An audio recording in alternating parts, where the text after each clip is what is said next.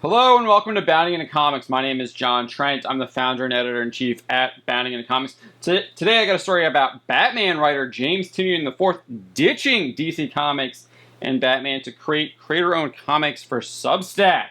Before we get to that story, I'd like to ask if you could please hit that subscribe button if you are not already subscribed. If you are already subscribed, please make sure you are still subscribed. YouTube does like to unsubscribe people for whatever reason. And then hopefully by the end of this video, I will have earned your like, and that you'll give us a like, and that you'll also hit that bell for notifications so you don't miss any of our future Bounding into Comics videos. So let's get into this story. As I said, the current writer on DC Comics' Batman will be ditching the title in favor of creating new creator-owned comics for the subscription-based newsletter website Substack. Tynion made the announcement earlier this week in a post to his Substack newsletter titled, quote, "A Whole New Era." In the newsletter, the Batman scribe detailed he received a new 3-year contract renewal from DC Comics that would see him spending the majority of his time working on Batman. Tynion explained, quote, "DC had presented me with a 3-year renewal of my exclusive contract with the intent of me working on Batman for the full bulk of that time." However, at the same time, he was also offered another contract from Substack, one he describes as, quote, "the best I've ever been given in a decade as a professional comic book writer." In fact, he would detail that his, quote, "jaw pretty much fell out of his skull," end quote, when he first saw it. He expounded that this new contract was, quote, "a grant from Substack to create a new slate of original comic book properties directly on their platform that my co-creators and I would own completely, with Substack taking none of the intellectual property rights or even the publishing rights." Tynion also noted that, quote, "this deal gives him the security to build the sort of books that I think could thrive in the comics market given the chance, but require growing in a different sort of way than monthly periodicals."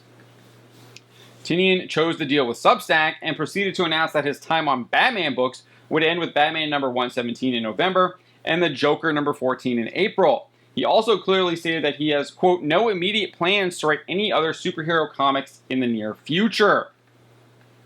The deal effectively makes Tynion a publisher through his Tiny Onion Studios company, which was launched last year and published his horror magazine Razor Blades. As for the types of comics he plans to write and publish for Substack, he detailed, quote, "there is a whole range of non-fiction comics about fascinating subjects that haven't gotten a spotlight in comic book form, and I want the power to do something when I sit back and have the thought, this comic book should exist." But what he really wants to do is a giant horror novel as a comic, he explained. "The white whale for me is being able to write a whole giant horror novel in comic book form without needing to worry about breaking it up into equally sized monthly chapters." He also details he wants to make weird standalone comic book novellas. Not only does he want to take on these comics by himself, but he also has plans to bring in other creatives to help him. He said, "Beyond what I'm capable of writing, I want to hire young creators I'm excited about to help me develop some new projects outside of a system I've seen break as many creators as I've seen it make." While Tynion detailed the types of books he wants to make, he already has 5 projects in the works for Substack. The first is titled Blue Book and is written by Tynion with art by Michael Avon Oming and letters by Aditya Bidikar. As you can tell by the cover, the book is about UFOs. Tynion explained in an email to Oming that his idea was to adapt real-life credible UFO encounters. Specifically, he will begin with the story of Betty and Barney Hill and their encounter in the White Mountains of New Hampshire. The book is expected to drop on Substack in September. He has 4 other projects in the cooker, which he didn't provide any details to, but described them as Operation Zoo Book, Operation Top Lock, Operation Nightmare, and Operation Dial Up. Tynion vacating Batman comes as rumors swirl around Marvel and DC Comics that they might be shut down by their parent companies. One of the most recent rumors came from Image Comics Chief Financial Officer Eric Larson and the creator of Savage Dragon, who recently claimed that both Marvel and DC Comics are, quote, "floundering and failing." He also noted that the threat from upstairs is that they'll go to all reprints and stop producing new material. "They're doing everything they can to stay alive," he added. Not only are there rumors that they might be shut down, but the idea that the companies are floundering is given credence by the fact that they get trounced by their Japanese competitors every single month, as reported by NPD Bookscan. The last time a DC Comics title was in NPD Bookscan's top 20 adult graphic novels sales list was November 2020 with the Batman the Three Jokers hardcover. You have to go even further back to find a Marvel Comics book. And it's not even a Marvel Comics superhero book, it's a Star Wars book. Marvel's Star Wars The Rise of The rise of Kylo Ren made the list back in August 2020.